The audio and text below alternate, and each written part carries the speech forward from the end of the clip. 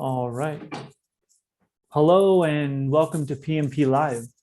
I'm Alan Watke, Deputy Director of Events with Politics and Prose. I want to thank you all for joining us today with Joshua Myers celebrating the release of his new book, Cedric Robinson. At any point during the event, you can click on the link in the chat. I'll throw that in there and you can purchase a copy of the book on the Politics and Prose's website. You'll be able to ask Joshua a question by clicking on the Q&A link, which can be found near the bottom of your screen.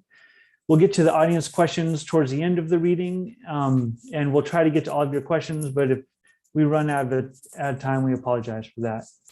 Closed captions is also an option tonight. If you click on the CC link right next to the Q&A box, you can enable that. And finally, we just want to thank you all for being here. It's your loyalty to PMP that keeps us afloat and able to bring these amazing books to you. And now I'd like to welcome to PMP Live, Joshua C. Myers, celebrating the release of his new book, Cedric Robinson, The Time of the Black Radical Tradition. A political theorist, historian, and activist, he was one of the greatest Black radical thinkers of the 20th century. In this powerful work, the first major book to tell this story, Myers shows how Robinson's work interrogated the foundations of Western political thought, modern capitalism, and changing means of race. In the era of Black Lives Matter, that resistance is as necessary as ever, and Robinson's contribution only gains in importance. This book is essential reading for anyone wanting to learn more about it. Joshua C. Myers serves on the board of Association for the Study of Classical African Civilizations and the editorial board of The Compass.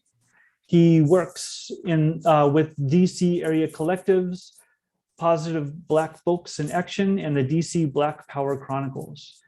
His research interests include Africana intellectual histories and traditions, Africana philosophy, critical university studies, and disciplinarity. His work has been published in Critical Ethnic Studies Journal, the Journal of African American Studies, the Journal of Pan-African Studies, and many more.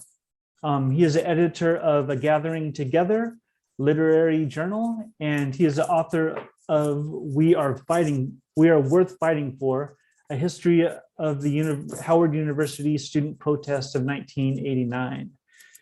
Myers will be joined in conversation with Chigozie Onyema, a Newark-based attorney, activist, and community organizer, and he's currently running for the Newark West Ward City Council. And so now, please join me in welcoming to PMP Live, Joshua Myers and Chigozie Onyema. Hello and welcome. Thank you so much. Thank you. So, Brother Josh, it's good to be with you, man. It's very good to be in conversation with you around your new book on Cedric Robinson. I'm looking at the back of what Robin Kelly writes, and he says that the book will remind you why we must urgently read and reread Cedric Robinson's work. And I can tell you that for me, when I engaged the book, it reminded me what I need to reread as well. I'm thinking specifically around chapter 3 and needing to re-engage terms of order. I think you made that part pretty clear. Is there anything you can say before we get started with some of the questions? Brother, I'm so glad you're with us today, and thank you for agreeing to join us, and I look forward to the conversation. Oh, absolutely, man. It's my pleasure. So I guess we can begin by just talking about what brought you to what brought Cedric's work and what compelled you to write this political biography. Yeah, well, one thing that's going to become clear in this conversation, both of us students at Howard University, students of the Africana Studies Department under Greg Carr at Howard University, and Cedric Robinson was always someone that he assigned in our classes. And that's my first introduction to his work.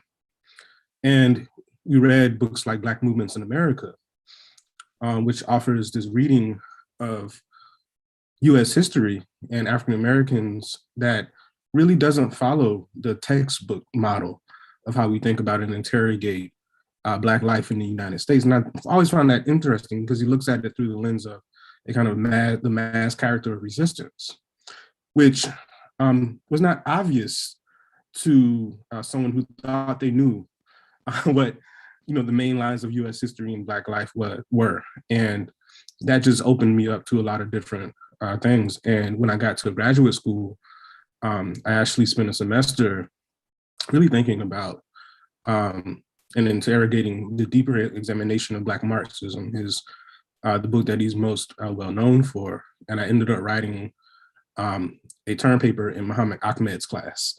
For those who may not know, Muhammad Ahmed, formerly known as Maxwell Stanford, one of the founders of the Revolutionary Action Movement. And as Robin Kelly says in the introduction, the forward to the 2000 edition of Black Marxism, Cedric Robinson was not a member of RAM, but was connected in many ways to the same revolutionary process in terms of West Coast radicalism. And it was interesting to bring those two strands together, writing a paper in the founder of RAM's class on Cedric Robinson's work in Black Marxism, which is what Black Studies really is, right? What Black Studies, it's about the real living tradition and connection to these particular ideas and ideals. So from there, I just, it got deeper and deeper and deeper. And, as I was really trying to work around Africana studies, Black studies as a method, as a discipline, Robinson's work became a model for me. And so I started to teach it. And, out of that, people began to notice.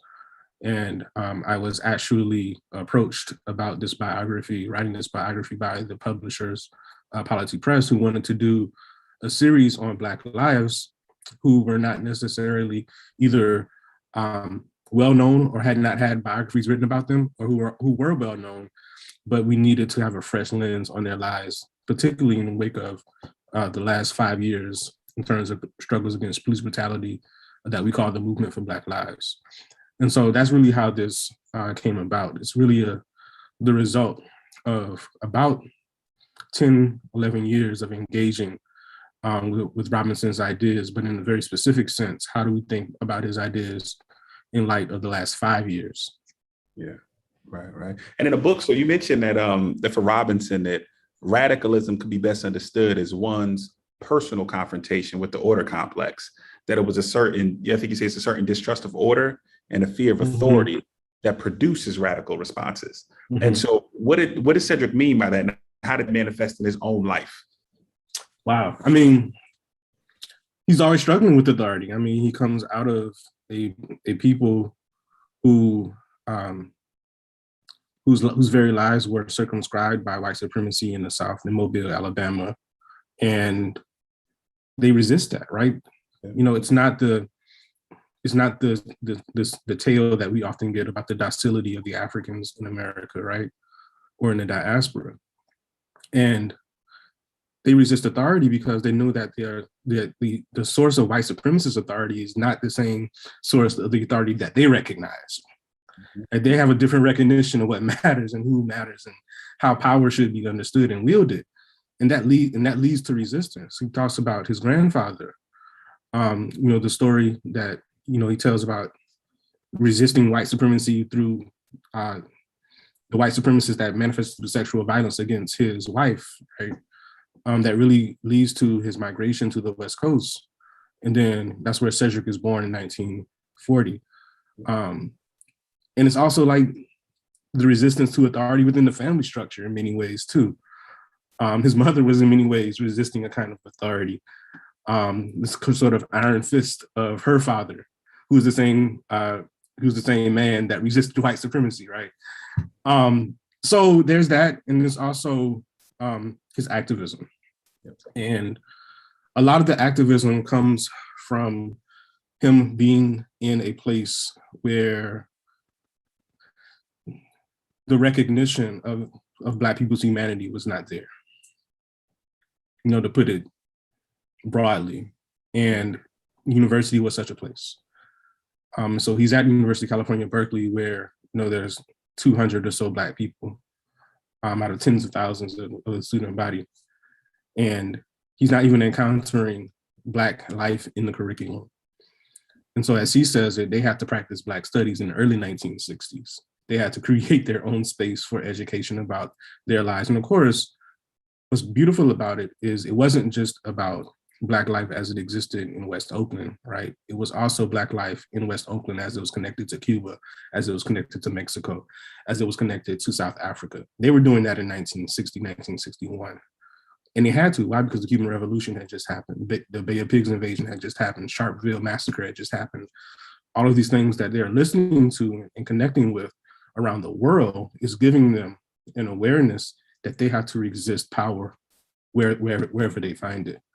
And they understood that the powers that be, particularly the university administration that they were struggling with, were actually the same, or in part of the same constellation of forces that were trying to make the Cubans' lives hell, and were part of the apartheid regime in South Africa. They could make that connection, because when they wanted to raise the contradictions, it was not, the government per se that was saying you can't bring Malcolm X, you can't bring Robert F. Williams to campus. It was the student, it was the president of student affairs, vice president of student affairs.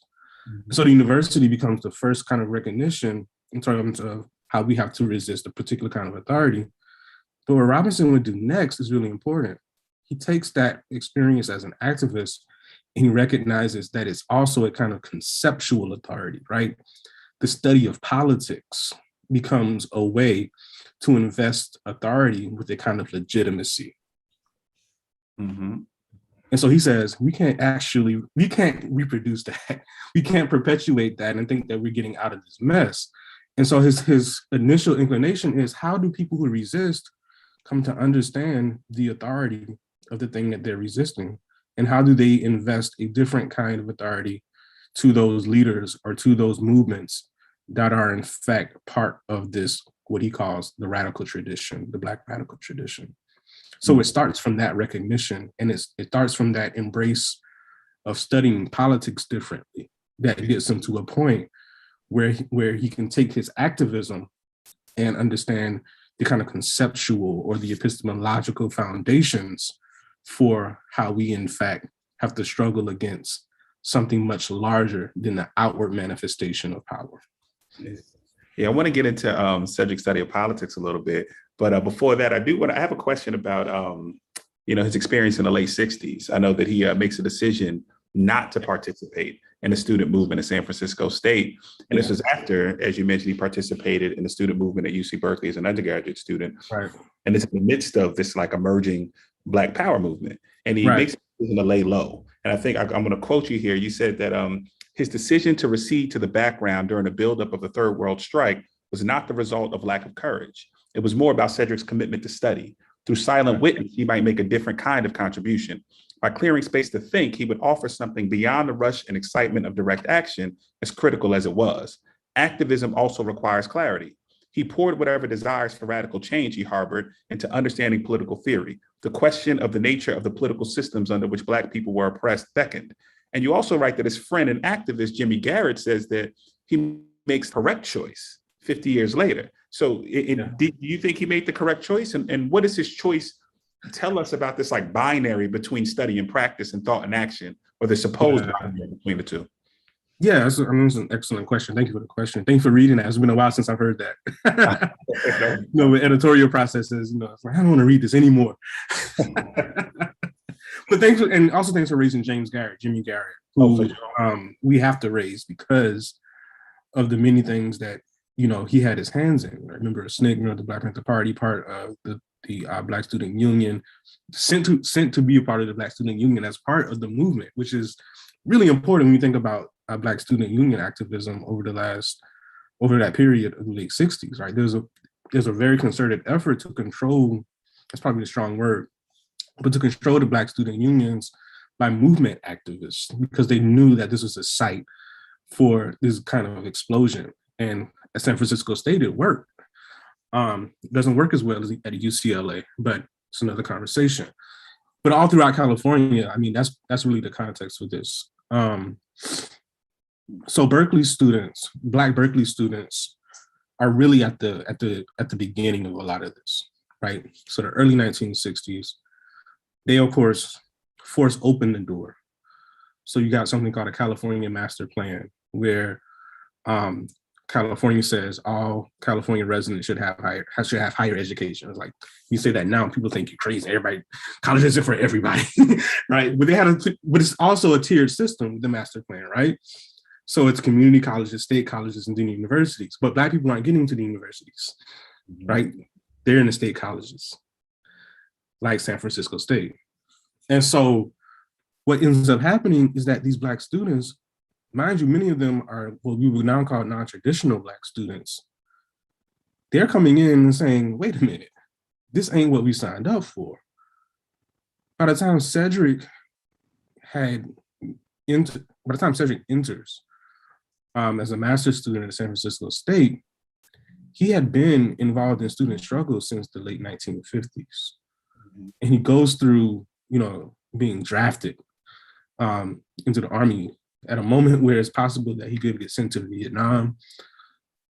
He's literally in Oklahoma at Fort Sill as the ad hoc movement in the Bay Area, really important movement to desegregate that we don't really talk about enough. That movement, and he's finding there's some missing elements to it. There's some missing elements to this direct action and to this sort of insistence on integration. And so I imagine, and a lot of this we have to kind of speculate because he never really talked about it himself, but I imagined it was a desire not to be beholden to the sort of almost, and Donald Warden is a big part of this too, so ask me about that later. To this kind of rigorous separation between integrationism and the struggle over anti-discrimination and what was becoming Black power. I think Cedric might have found that both sides didn't fully understand the nature of the beast at that point. And so for him, and he's involved in these conversations, right? There's the study group model, right? That we both know about, right? They're all connected into those circles. And Cedric is there.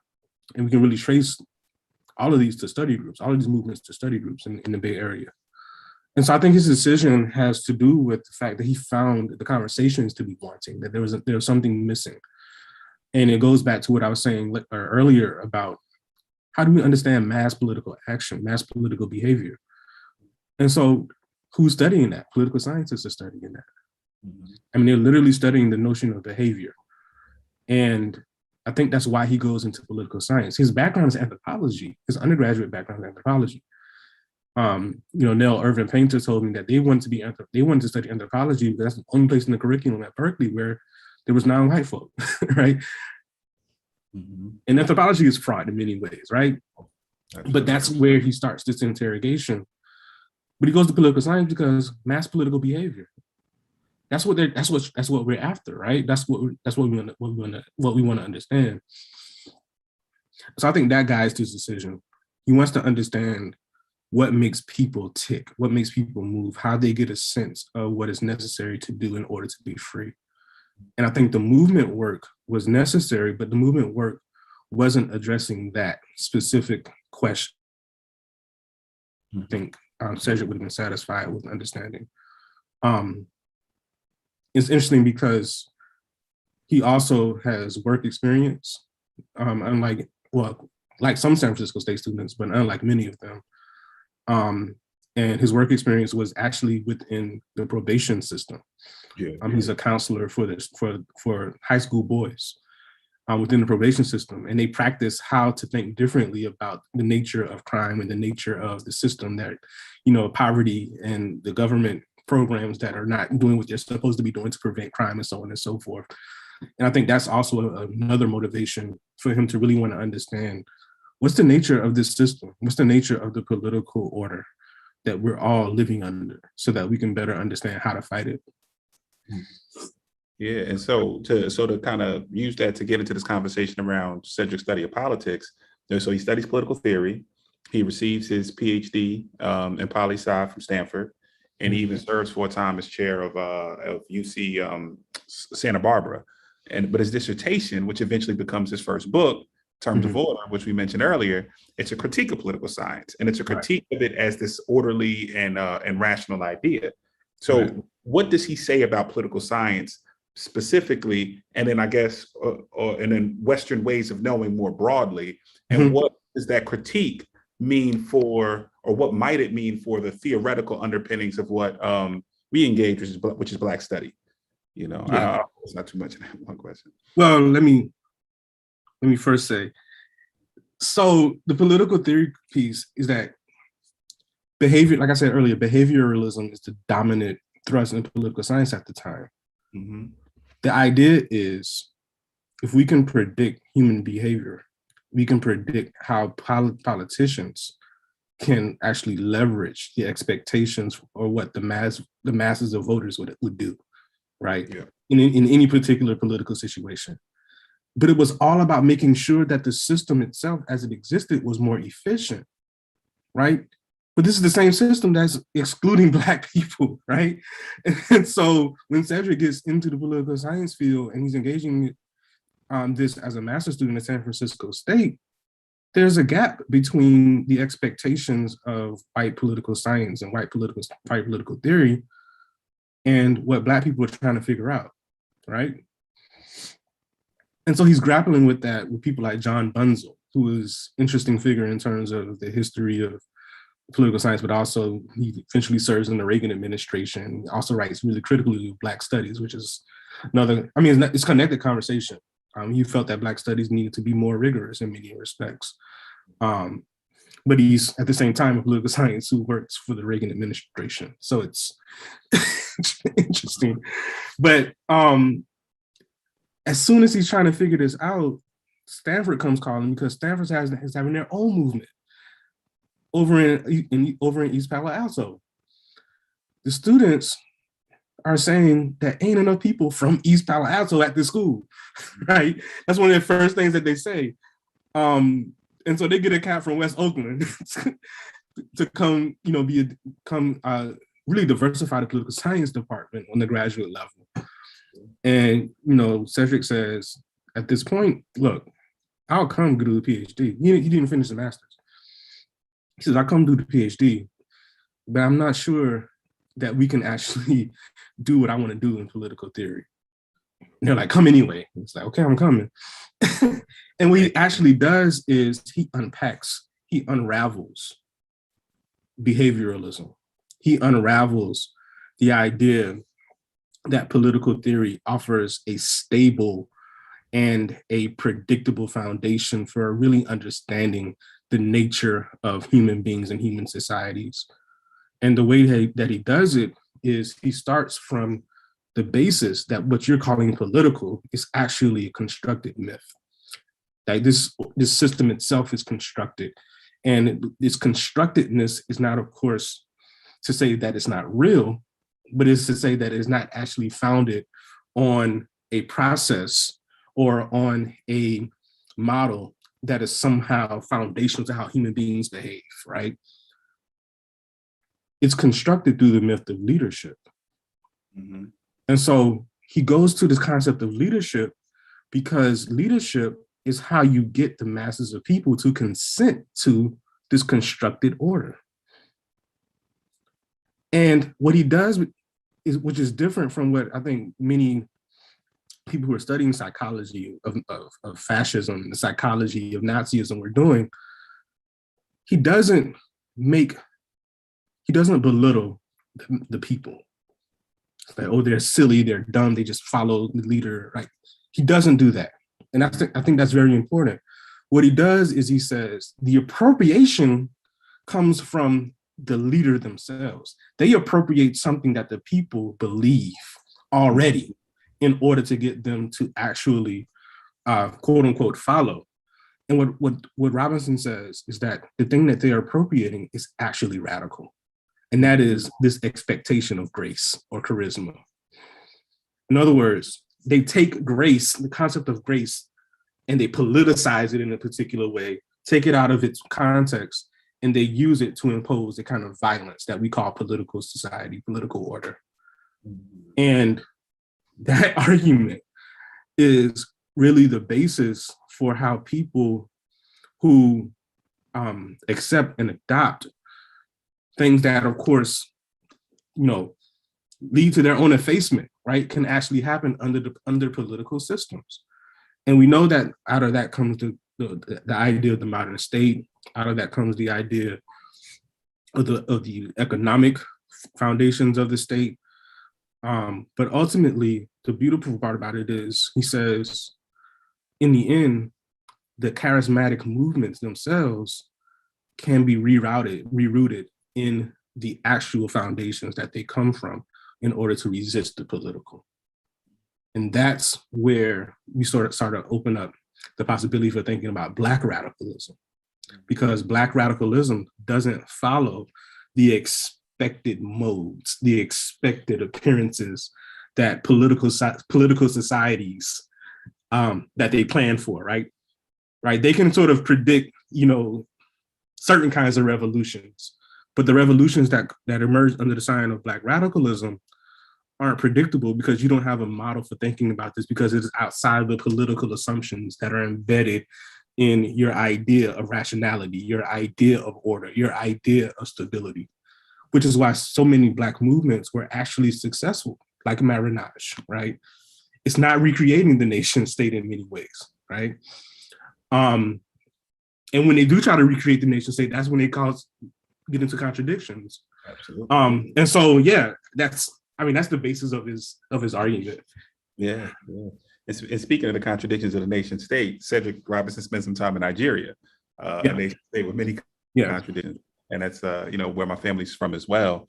And he was so impacted by the experience that he names his daughter Naja Ife being a Yoruba name. And so, can you tell us a little bit about his time in Nigeria? And also, just for some context, it's in the wake of a bloody civil war, probably the biggest civil war in African history, if I'm not mistaken. And the war resonates so much with Nigerians that while I've been on the campaign trail, I met an elder who I knocked on her door, and she tells me I'm not from Nigeria, I'm from Biafra. And then last week I meet a Yoruba brother who, while closing up my campaign headquarters, who says, "Hey, who's that? Onyema going to help him, even though we won the war." Just to give you a sense of how much it resonates even in 2021. Yeah. So, so it's a great. It's summer. It's the summer of 1974, I believe. And he's teaching at Binghamton, and there's a program at Binghamton and other surrounding schools in New York area where they're taking students to Africa, and they end up going to Nigeria and spending time in Yoruba land, in Ile Ife. He spends time with Roland Abiodun, the great Yoruba philosopher, thinking about Yoruba aesthetics in particular. The impact is mostly in terms of what he articulated on his understanding of Africana cultures and Africana aesthetic traditions, and the ways in which they have embedded in them ways of approaching this thing that we call reality. That reality is not an objective kind of category that all human beings have a universal experience of, right? That's one thing. In terms of the political aspects, I think Cedric was suspicious of state power in all of its forms, whether it was African heads of state or not. And I think that would have given him a critical lens on many aspects of that war. He would have sided with the masses of the people and what the masses of the people desired. And he would have sided with the traditions that did not practice violence on behalf of the few, which is what really the Black radical tradition wants to embody, right? It's not necessarily about, the presence or absence of violence. It's the ways in which that presence or absence speaks to on whose terms we are struggling for and on what terms we were struggling for. And so I want to connect this to his earlier time in Africa, in 1962, when he's still a student. and he spends time in southern Rhodesia, and that takes him to Kenya, it takes him to other parts of Uganda, other parts of East Africa as well, because it's kind of like a federation at that time. But he says then is that he learned from the workers, the masses who were very much involved in the liberation struggle, that ultimately they are the ones who set the terms for what the future of any kind of society will look like and what it will be. It's not Jomo Kenyatta, it's not Joshua Nkomo, it's them. And so I think that idea is what guides all of his understandings of modern African politics on the continent, but also African struggles for liberation in the diaspora as well. So I just want to remind some folks that we will begin question and answering in about 10 minutes. So if you do have questions, please do put it in the chat so that we can make sure that you get heard and that we engage it. One of the things, the two terms that Cedric is most known for, I'd say, are probably racial capitalism and the Black radical tradition. Mm-hmm. And they're the terms most associated with his work. And how would you define those two terms? And is the Black radical tradition a negation of racial capitalism, or would you say it's a negation of like Western civilization as a whole?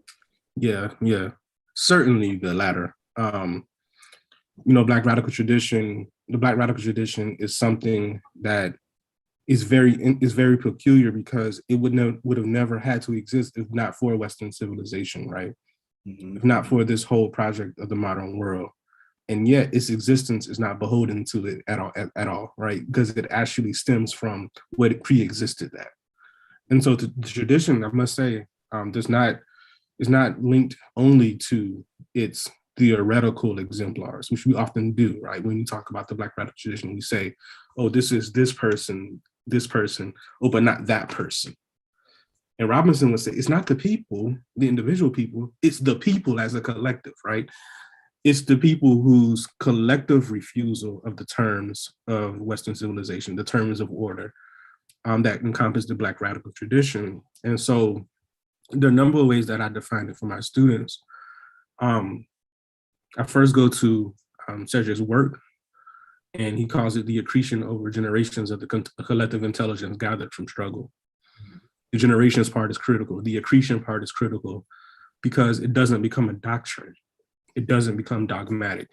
But what it reveals is that whatever collective intelligence we need in order to actually struggle in this moment is what constitutes this tradition.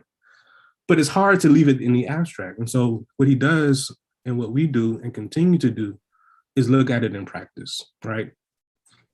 The Black radical tradition is the Black people who refused to give up their names, the Black people who refused to give up their musical and their spiritual traditions, the Black people who refused to accept the terms of white supremacy in all of their guises.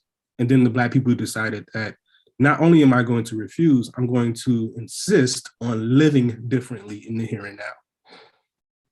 Mm-hmm. And so there are a number of ways that actually manifests. And the many different manifestations means that one book is not going to actually open up the full range of the Black radical tradition. It's going to give us some language, but it's not going to actually say that have the final word, right? And so I spent a lot of time in the book thinking about, well, where does this take us? Where does it lead us in terms of not only scholarship, which is one thing, but also in terms of activism, the practice of Black radicalism here and now, right? And one of the things that one of the places that it takes us is scholars have to give up the conceit that they can predict and theorize what revolution looks like. Mm-hmm. That's something that scholars have to do first and foremost. And the problem that I find is that we want revolution to fit a pre-existing theory. Robinson wasn't necessarily creating theory, he was giving us a lens. And it's a lens back to our deepest senses of who we are. And so what I love about his work is, the things that I would have dismissed, before engaging him as not relevant or as not revolutionary or not radical, he says, no, bring that back. Bring back the Negro spiritual, right? Like bring back those kinds of things, because when you actually interrogate them, those are the things that keep us alive, that kept us alive, which means in a system hell bent on our death, that's inherently radical. But what is the lesson in the sense of when we talk about, the moral of the story, or what is the takeaway, right? For me, the takeaway is always, how did these people insist on life? How do they insist on life? And it might not fit a theory, but it applies, right? And so, Dr. Carr gives us this kind of way of thinking about improvisation and adaptation and all of these sort of labels that we give to this thing that can't be captured and can't be commodified and can't be contained in any single, bank of theory. And that's Black radicalism, right? It exceeds that. It exceeds the limitations of theory. And so that's what's most difficult for people who want and need a theory, who need something that says, here is step 1, here is step 2, here is step 3, and step 4 is liberation. Right? It just don't work like that. In fact, the creation of capitalism doesn't work like that, right? Capitalism is chaotic. It doesn't follow an order. It tries to insist that it's orderly, but it's not. And that's one of the other things about his work, right? So the chaos of capitalism is like this really unwieldy thing that takes pre-existing systems and tries to congeal it into something that can create hyper profit, hyper maximization of profit, hyper brutality, hyper violence. And by the time it crystallizes into something that we can recognize, it's like doing it. And it's doing it to the extent that it feels like it's insurmountable. But what the Black radical tradition really recognizes, helped me recognize, and I hope it helps us recognize, is that it's not insurmountable, right? And so racial capitalism is a name that he gave to that process of the ways in which pre-existing forms of difference were compelled into a new economic system that, emerges at different points in the history of Europe. But by the time you get to the 19th century, through the state form, it kind of solidifies itself to something recognizable.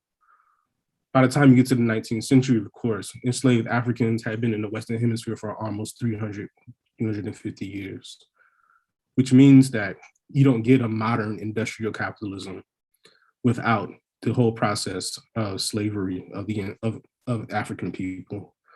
And so racial capitalism tries to talk about some of that. It's not a holistic theory of everything, which I think some people want it to be, but it speaks about the specific use of difference to construct that particular element of the system. And for me, his idea of the racial regime, which he talks about in his book, Forgeries of Memory and Meaning, deepens our analysis of that and how that constructedness of the system manifests in culture, manifests in entertainment, because it has to be constantly managed, right? It has to be constantly updated, right? Hollywood updates minstrelsy, right? And there's something that's gonna come after Hollywood in order for it to continue, right? Because y'all keep making Black Panther films and Hollywood has to change. Or they'll put it in Black Panther, right? With the CIA being the hero. Anyway, but that's the whole idea of the racial regime. And so you have to understand racial capitalism, its concept of racial capitalism alongside its concept of the racial regime. But even with both of them, he insists on Black people's ability to resist. So there's a Black film tradition, there's a Black theater tradition that rejects the racial regime, just as there's the Black radical tradition that rejects racial capitalism, that rejects Western civilization. The point is, you have to read the books. You can't get around that. And I think we'll get into question and answer soon. I think hold on, let me just double check to make sure. Okay, we don't have any just yet. So I'm gonna ask, maybe I'll keep going if that's okay. Yeah. So Robinson, so like you, I would say too, Robinson is both a product of the Black radical tradition and one of its narrators. And so how does the former impact the latter? How does being a product of it impact his ability to write about it, or his decisions in writing about it? So one of the things I wanted to do in this book is sort of demonstrate that love for Black people that he has to have first. Mm-hmm. And, when I started off, I wanted it to be, your typical straight scholarly intellectual biography. You're going to hit hard the theoretical stuff, and we're just going to leave it at that. And then I started talking to his family, started talking to his students, started talking to his friends from 50 years ago. And then I realized none of this theoretical stuff matters if we don't actually appreciate the person and appreciate the person's character. And that's something that I should have known. And I should have known that I can't go into this, thinking that, the world just needs another scholarly interrogation. Mm-hmm. And so the book tries to take care to mention, but also feel and embody the spirit that has to be present in order for the work that he did to actually manifest, but also matter. And what I found is that the generosity that everybody who encountered him, including myself on one occasion, has felt in his presence is actually the manifestation of Black radicalism. Mm. The givingness, right? The reciprocity, all those things that we would put under the sign of Ma'at, right? Or the things that we would put under the sign of Iwapele, the people of good character. Mm-hmm. That was in his life. And so his ability to embody that is what I wanted to try to write about. And in trying to do that, I started to retrace his steps, to go to the places that he went. The pandemic interrupted some of that, but I did, at the very least, I get to go to his birthplace. And, just to try to feel it, just to try to understand it by feeling it. And thankfully, and I have to shout her out, among many people, including his wife, Elizabeth Robinson, who was very open, just as Cedric was, but Margot Dashiell, mm-hmm. Who was a member of the Afro-American Association and a member of NAACP at Berkeley in the 1960s, she could hardly evoke his name without that sense of his character foregrounding everything she said about him.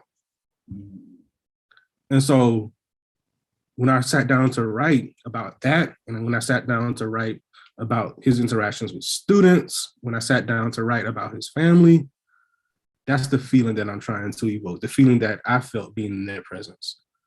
And so you can tell me whether or not that was successful or not, or that was the intent. And I think we all have to recognize, again, to evoke Grant Carr, presence. He talks about being present, horizontal presence, vertical presence. We are the actual carriers of Black radicalism in the deeper sense, right?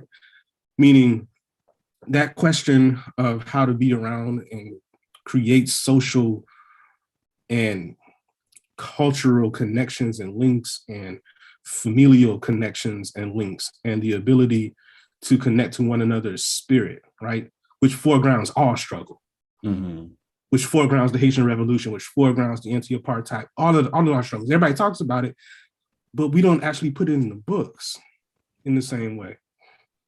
And so that's where my personal connection to Black radicalism comes. And I had to actually sit down and honor everything that Black people are spiritually before we could talk about racial capitalism, before we could talk about, all of these theoretical things that he offers, because it is that which guides it, right?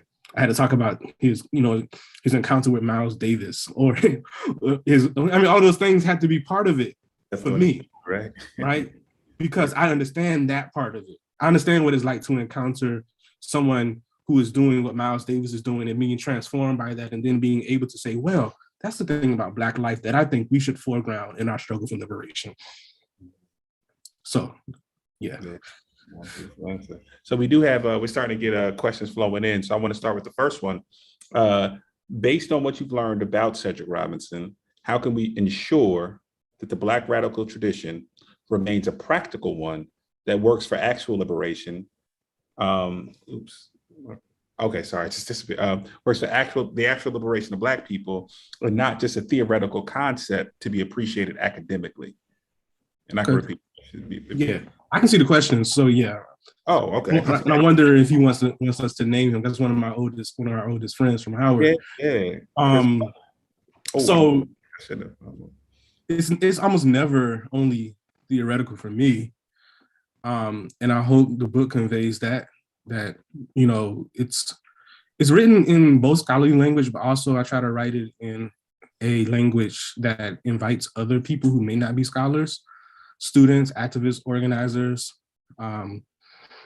artists into this conversation, because, one of the things I found, since Cedric died in 2016, when we made this transition, everybody wants this.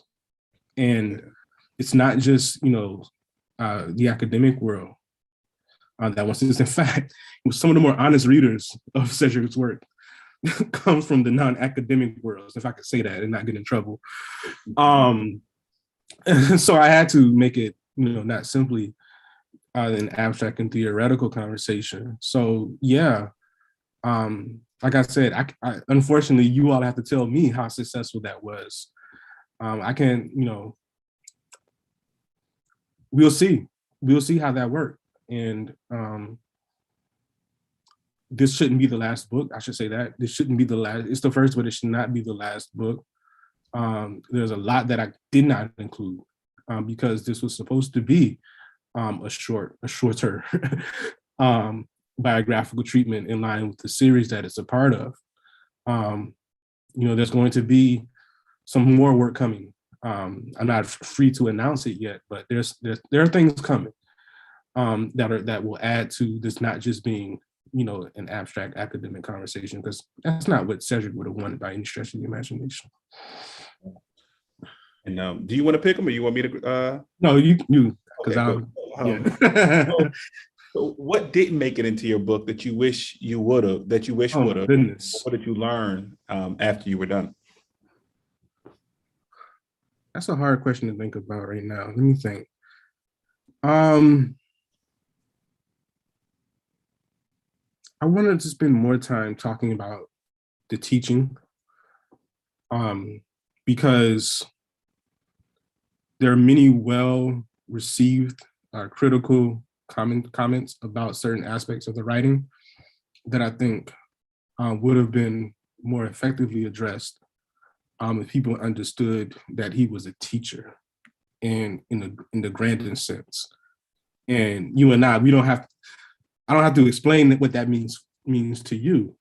Our common Jegna or mentor has not written a book at all, and yet he writes a book every week, right? And that's just as effective. In fact, it could be more effective if we actually understand the oral traditions and the written traditions of our ancestors, right? The role of the Jalis in our communities, what the French would call the griots, or the storytellers, right? Which means that the texts that are embedded in the classroom experiences of Cedric Robinson are a world in and of themselves. I cite some of it, because what he would do, he would painstakingly write out his lectures. Yeah. And I actually got the chance to read them. And it's like, wow, there's 7, 8 more books here. And that's not even an exaggeration. And so the thing that you think he didn't think about, the thing that you think he didn't talk about, or the thing you think is missing from his work is in the teaching. And so his pedagogy, I think, is a text in and of itself. And hopefully that sees the light, because we need to know how he felt about Bill Clinton's approach to the Democratic, whatever, right? I mean, or we need to know his analysis of early 90s films like Forrest Gump, all the stuff that I actually read about, right? but didn't make it into this text because I was limited. They said you only got 80,000 words. Like, okay, I'll try. So it ended up being 90, but I couldn't say okay, it needs to be 120. Right. And so I don't have his critique of mainstream Democratic Party politics in the 80s and 90s, which I think would really be useful for now. I don't have a lot of his stuff on African studies as a field, which would be extremely important for us to learn about. His ability to link the film industry in the 20th century to liberalism. He does a little bit of that in 14 Millions of Meaning, but it's so robust because the project of liberalism needs film. It needs this industry in order to solidify itself. And I think, he already ruined my ability to watch film, which of course is different from him because he actually loved film, even though he critiqued it. They were always at the movies. Mm-hmm. But the liberal project, how it uses media and entertainment. I mean, there's constant stuff that he's working on. His love of detective fiction. I didn't talk about that at all. He taught Pauline Hopkins, the great African-American woman writer in the early 20th century. He taught Chester Himes. He taught Ishmael Reed. Ishmael Reed was his favorite writer. Is his favorite writer. I mean, it's those things. His analysis of Black novels, his analysis of Walter Mosley. Those things don't make it into the book, unfortunately. But there's so much more that we can talk about in terms of that. Yeah, and so one question also is, which book of Cedric's will be the best starting point and why? And also, which of his contemporaries should readers consider as well? I'll start with the second question, perhaps. Cedric rubbed shoulders with many people, including people that were older than him, like C.L.R. James, right? But I'm actually writing a book right now. So my next book is actually on some of his contemporaries, people that he shared the earth with, even if he didn't always share an engagement with. And it's a book that really centers the sort of the insurgent tradition of Black studies. So one person that I would urge people to actually, and I say actually because a lot of people say that they read her, but they don't. But Sylvia Wynter is a really important figure in this process. I just spent the last 5-6 months writing about her. In 1972, she comes to the University of Michigan to give a series of lectures, and Cedric is actually in the faculty there. Soon after, she goes to Stanford, where Cedric got his PhD. So there's some connections, but there's this really important insurgency that they are practicing that I think is really cool, and it has to be linked in a very systematic way. And hopefully, when I look at her archives, I can find that link. But it's really fascinating. Actually, in Cedric's archives, there's a lot of her stuff. So yeah, that piece would be something. He's also connected to people of the Institute of Race Relations in England. We had an event earlier this month around that. So A.C. Vanandan, Colin Prescott, to a lesser extent, Paul Gilroy, Stuart Hall, those folks.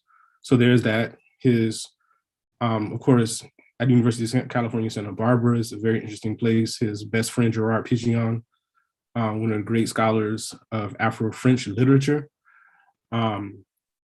People like his friend Otis Madison, who also not too long ago passed away. One of those teachers. He never gets his PhD because he doesn't have the ability to sit down and write because he wants to teach, right? But to everybody that took his class, Otis Madison. It's Otis Madison. So there are other people. In terms of younger scholars, Avery Gordon, Fred Moulton, sat at their feet as younger faculty members at Santa Barbara. Another contemporary, Manning Marable, Gerald Horn, Archie Singham. Was Gerald Horne at Santa Barbara with him? Did you They were write at that? Santa Barbara at the same time. Yeah, for a while, for about 4 or 5 years. So I mean, there are many connections. In terms of the books, I make a kind of maybe controversial claim that I think Forgeries of Memory and Meaning is his actual magnum opus. He spends the most time thinking about that book. So everything that he grapples with in terms of his life can be actually accessed from that particular book. If you start there, it might be a point of entry for really understanding Black Marxism differently. Potentially, I haven't read it that way before. I usually read it in terms of order. I usually read them in order. Terms of order, Black Marxism, Black Movements in America, and Anthropology of Marxism, and then Forgeries. But there's another way that you can read it is start with Forgeries and then go to Black Marxism and then go to Terms of Order, right? That might be a better way. Black Movements in America is where I would start young people, right? That's the one. And also for people who may be on the left, after you read Marx, read the 3 volumes of Capital, and you read, Engels, and you read that tradition, go ahead and read the short 151-page book called An Anthropology of Marxism. And that's going to open you up to Cedric's Interrogation of European History. That one allows us to see that socialism, right, pre-exists the theorization of socialism, right? It doesn't, the idea of socialism is not contingent on theorists or philosophers. It's contingent on people. And so, yeah. So we have a few more minutes and we have a few more questions. So let's do, there's a question on Walter Rodney in the chat. Can you discuss, I'm assuming it's Walter Rodney, Cedric's analysis of Rodney? I don't know of any extended treatments of Rodney. I do have an audio of him introducing Walter Rodney. I really liked it. It's really like only three lines of introduction, but he says that, Walter Rodney is a historian, and he then says he connects historian to the traditional African notion of telling stories and talking about the times. He quotes Walter Rodney throughout Black Marxism also, particularly Walter Rodney's interrogation of Pan-African unity, cultural unity, as a feature of Black resistance in Black Marxism. Other than that, I don't know of any extended interrogations. They knew each other. They shared the same space a couple times. Rodney was a visiting professor in the winter of 1972 at the University of Michigan. And I'm sure there's also a Binghamton connection because Rodney spent some time out at Binghamton. So other than that, it's probably the best we can do. Okay. Did he have a critique of how Europe underdeveloped Africa? Do I remember that correctly? Oh, yes. Thank you. If that's what you're talking about, of course. Well, I'm not sure, but I know that's what got going in my head when I saw the question. Oh yeah, so yeah, he did write a critique of how Europe underdeveloped Africa, where he basically argues that this is a good structural analysis, but it's also lacking in terms of our understanding of Black people's understanding and capacity to resist the system. Yeah. That's the best I can do in a minute. And so, yeah, we want to try to get to a ball. We only have another minute or so. I'm missing the question. Can you talk more about music and its role in? Okay, we have to wrap up. So unfortunately, we won't be able to get to the last question. And so thank you so much. I think Alan. You can email me the question though. Yeah, because I know what the question was, and it was about Cedric's music and like what influenced him, and I want to know that too. Okay. But go ahead real quick. He actually played the guitar. That's one thing that's not in the book. But yes, music as a lens for Black people's refusal is how he would understand it. So the spirituals as acts of resistance, as cultural modes of resistance. We talked about that a lot. Absolutely. Look at this thing. Oh man, it's getting all glitchy. Sorry about that, but Yeah, there you go. And I put the link in the chat a few times, so please do click on that. Purchase this book, Cedric Robinson, by Joshua Myers. Absolutely amazing having you back. Thank you. Hopefully the next one you do, because I can't wait for that, that will be in person. Yes. So, and that just means we're out of this pandemic, which is just another great thing I can't wait for. But hey, Joshua, thank you so much. That was beautiful. Chigozie, thank you so much for leading that conversation. No problem. Thank you so much for having us, and I appreciate you, Brother Josh. Yeah. Thank you, bro. Yeah, Always. appreciate you. Yeah. Thank you both. Everyone, thank you for joining us. Click on that link and purchase the book. And we'll see you soon on PMP Live. Stay well and stay well read. Take care.